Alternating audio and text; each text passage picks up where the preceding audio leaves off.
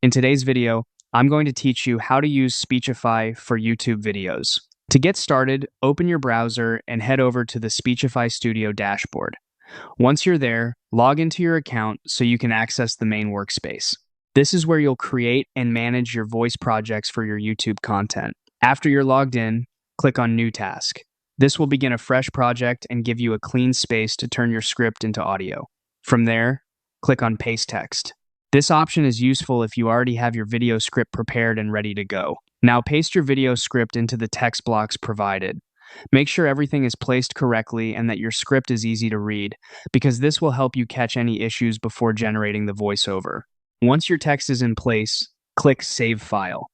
This stores your project and allows Speechify to begin processing the text. After that, give it a moment while the text processes. Once it's ready, you can start reviewing your script inside the platform. This is the stage where you'll want to listen carefully and make adjustments so the final result matches the tone and pacing you want for your YouTube video. Next, try adjusting the voice speed and the narrator voice.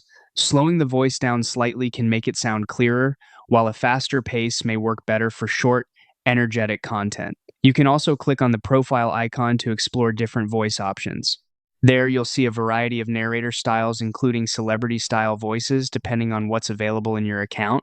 Once you've chosen a voice, review the audio from start to finish, listen for pronunciation, pacing, and overall flow. If needed, make a few small adjustments until it sounds right. When you're happy with the final result, you can go ahead and download the audio, ready to use in your YouTube video.